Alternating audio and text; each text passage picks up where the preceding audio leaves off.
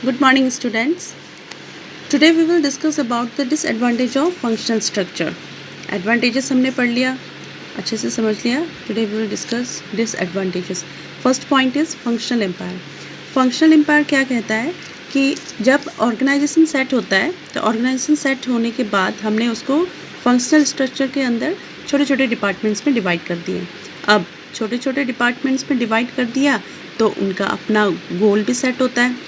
अब इसके ड्रॉबैक के अकॉर्डिंग क्या है कि ये जो छोटे छोटे डिपार्टमेंट्स हमने जो सेट कर रखे हैं वो अपने ही अंदर अपने गोल को ही पाने में लग जाते हैं, अपने गोल को ही अचीव करने में लग जाते हैं और जो ऑर्गेनाइजेशन का गोल होता है उसको वो अनदेखा कर देते हैं. तो ये ड्रॉबैक्स हमें फंक्शनल स्ट्रक्चर में देखने को मिलता है.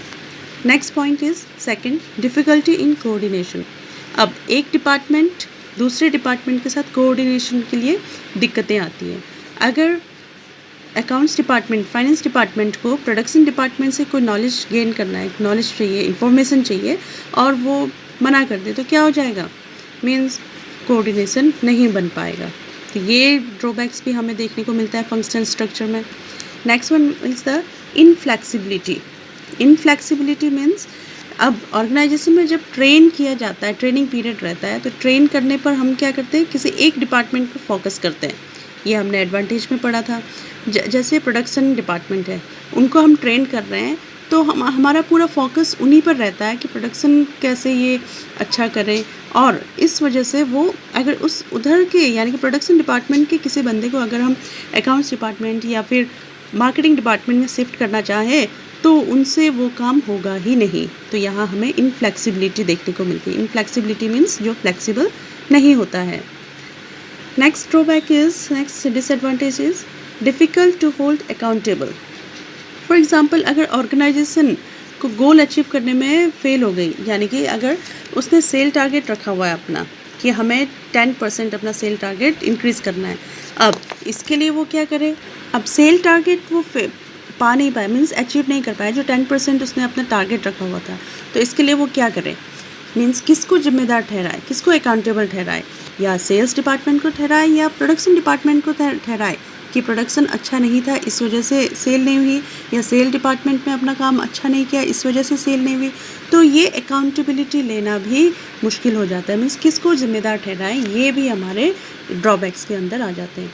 अब आपने देखा ये ड्रॉबैक्स, बट अगर ये ड्रॉबैक्स मैनेजर बहुत अच्छे से इनको अगर इन ड्रॉबैक्स को समझ ले तो फंक्शनल स्ट्रक्चर को भी बहुत अच्छे से हम अपने ऑर्गेनाइजेशन में अपना सकते हैं. जैसे इसके बेस्ट एग्जांपल्स हैं Britannia company.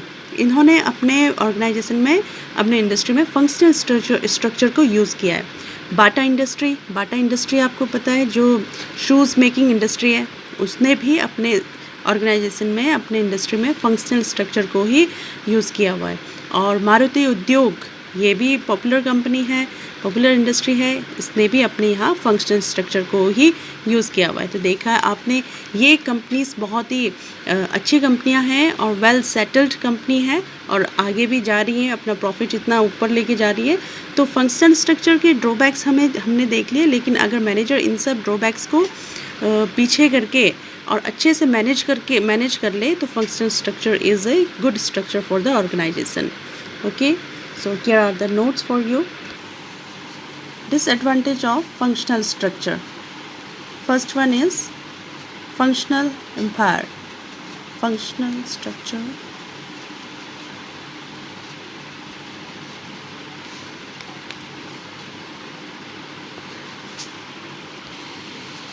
Second point is difficulty in coordination.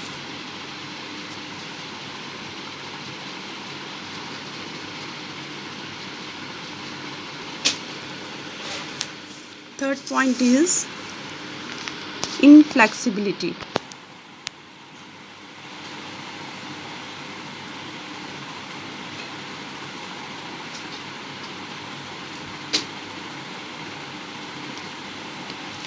Fourth point is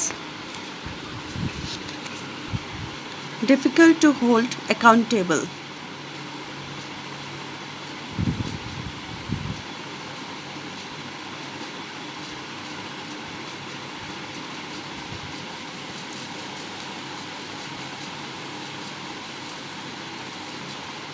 So these are the notes. Thank you, students.